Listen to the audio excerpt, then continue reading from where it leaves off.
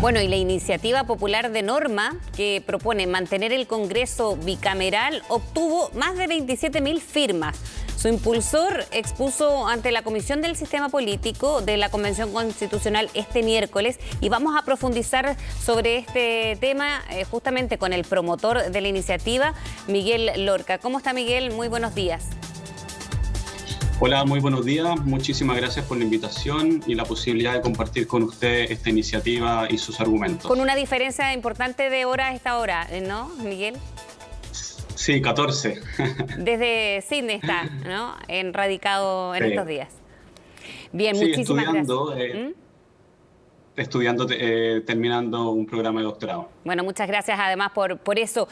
Los alcances de esta iniciativa ha llamado la atención porque es lo que se va a votar, pero además por la gran diferencia que tuvo al interior de la propia convención, solamente con un voto de diferencia, ¿no? Entonces aquí decían cuál norma va a ser o cómo van a convivir ambas, porque la bicameralidad, que es la que usted propuso, mantener lo que está en la actualidad o quedarse con una cámara. ¿Cómo fue primero esta presentación que tuvo ante la comisión ayer miércoles? Fue una presentación que fue un poco intensa, tan solo tuve 7 minutos para poder presentar, pero que se presentaron los puntos principales y más importantes. Es importante destacar en este caso que aunque algunas agrupaciones hayan hecho suya esta propuesta, esta es una propuesta netamente ciudadana que fue discutida con académicos, abogados constitucionalistas y técnicos y sobre todo con gente de regiones. Que yo no soy militante ni cercano a ningún partido político, y que he dedicado mi carrera profesional al estudio técnico de las políticas públicas. Por lo tanto, yo presenté esta iniciativa ayer en la comisión sin ningún sesgo político, porque no es mi enfoque ni mi interés. ¿Y por qué lo hizo, solo Miguel? Lo hice solo con el afán de que esta pueda ser analizada y discutida en su propio mérito. Me pareció en un momento que la discusión estaba muy centrada hacia un Congreso unicameral que tiene desventajas y dificultades que son muy significativas y reconocidas por la literatura, y que me parecía importante mantener la estructura bicameral. Y como no había ninguna iniciativa, lo hice, a pesar de que no son mis temas de investigación. Exacto. Ahora, ¿pensó que iba a tener tal apoyo de 27.000 firmas o respaldos, digamos, a la iniciativa, a esta norma? No, mira, la verdad es que justo un par de días antes de que se votara la propuesta de Congreso unicameral y plurinacional, la iniciativa, si mal no recuerdo, acumulaba cerca de 2.000 apoyos, y ya en 24 horas luego de esta votación, la iniciativa alcanzó los mínimos requeridos, juntó cerca de 13.000 apoyos en cerca de 24 horas, lo que a mí también me sorprendió, pero también me alegró. Me imagino que sí, sobre todo doblando lo exigido para poder ya ingresar después a la discusión del Pleno. ¿Cómo cree, ahora que va a convivir con lo que mencionábamos al inicio, de esta iniciativa en que se habla de la unicameralidad versus la que usted propuso, con una alto respaldo popular versus con una diferencia de voto al interior de la convención? Va a estar muy difícil la discusión. La verdad es que yo creo que hay posiciones que ya están muy bien establecidas dentro de la comisión, y yo la verdad es que presenté los argumentos técnicos con una visión muy apolítica, sin ningún sesgo, y ojalá algunos de los votos se puedan inclinar hacia la propuesta de Congreso bicameral.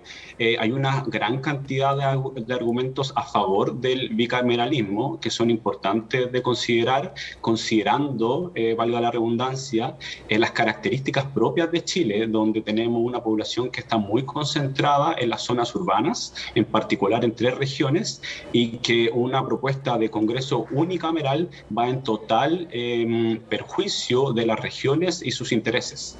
¿Y es por qué? Porque acá hay visiones bien distintas. Se habla de que una Cámara o uno de los argumentos podría llevar a procesos más ágiles versus lo que usted plantea, que tiene que ver con que la agilidad de los procesos hace precisamente que estos se politicen o se detengan en la contingencia determinada, entre otros argumentos. Sí, la verdad es que hay argumentos que o hay personas que presentan esos argumentos. Sin embargo, hay dos puntos que son centrales y que son importantes aquí. Es que, primero, la eliminación del Senado y la propuesta de Congreso unicameral agudiza el centralismo y la concentración de poder. Si nosotros mantenemos esta lógica del principio básico de la democracia, de una persona, un voto, podemos ver que la población, el 60% de la población está concentrado entre las regiones de Valparaíso, la región metropolitana y la Biobío. Por lo tanto, considerando este principio de una persona, un voto, el 60% de los parlamentarios de una eventual cámara unicameral estarían concentrados en las grandes zonas urbanas, en estas tres regiones, y el 40% restante estaría para el resto de las regiones. Por lo tanto, la verdad es que la concentración y el centralismo sería muy significativo. Por otra parte, el otro argumento que se propone o que se expresa es el tema de la rapidez del proceso legislativo. La verdad, yo creo que la experiencia reciente nos ha demostrado que el país requiere más que nada, más que una rapidez, que también es necesaria, un mejor nivel de la discusión de la política pública y pensar en el mediano y en el largo plazo también los efectos. Y un ejemplo de eso fue precisamente los retiros de los fondos de pensiones, donde ahora estamos viendo las consecuencias. ¿Por qué fue tensa esta exposición que tuvo en la Comisión de Sistema Político? Ahí, bueno, también hay convencionales que están y son muy férreos defensores del unicameralismo, por ejemplo, Fernando Atria, abogado que está defendiendo mucho también su postura. ¿Cuál es, o hubo en algún minuto alguna tensión o diferencias importantes que usted quiera destacar? La verdad es que no hubo una tensión importante. Yo creo que un poco la estructura de la presentación nos facilita mucho la participación y la discusión. Se me dieron solamente 7 minutos y después 4 minutos para responder 5 o 6 preguntas. Entonces es un poco difícil, pero yo no vi una animosidad en particular con respecto a la iniciativa. Sí, posiciones más rígidas en algunos casos, pero me parece que los argumentos que pude presentar en la comisión fueron bastante sólidos y en algunos casos creo que va a ser, por último, repensar la lógica de unicameralismo. Yo creo que fue importante la presentación porque, por último, plantea y deja sobre la mesa puntos que son importantes de tratar.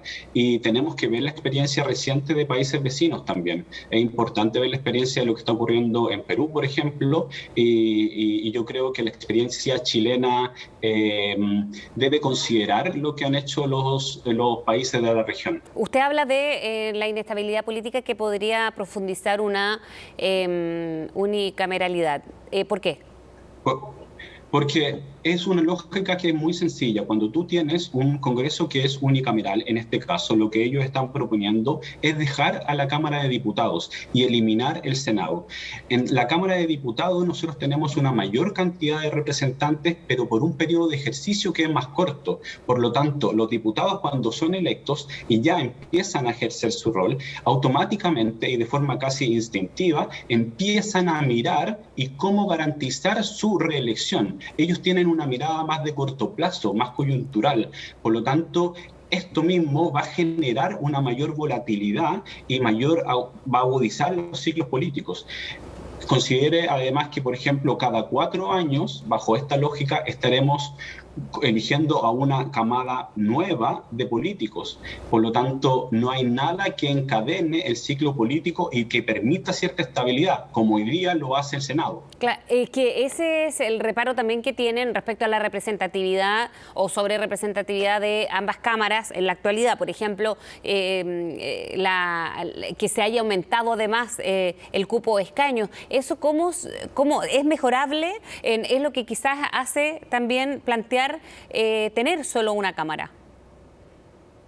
Sí, la verdad es que la discusión de la cantidad de escaños, el diseño de los distritos electorales o de las circunscripciones senatoriales es algo que está sobre la mesa y que puede ser perfectamente discutible. Yo creo que lo que es central es mantener la estructura básica de 2 cámaras, donde en este caso una Cámara de Diputados o una Cámara de Representación Poblacional, si quieres llamarle, tenga un periodo de ejercicio más corto, pero tenga una mayor cantidad de representantes que permita una representatividad local y una Cámara de Representatividad Territorial, que le podemos llamar Senado, o si quieren le cambian el nombre, da igual, pero que tenga una menor cantidad de representantes y un mayor periodo de ejercicio más extenso y que permita a través de estas renovaciones parciales cada 4 años, darle mayor estabilidad al ciclo político y electoral del país. El resto de los detalles creo que son materia de la orgánica propiamente tal del Congreso, de la ley que lo regula.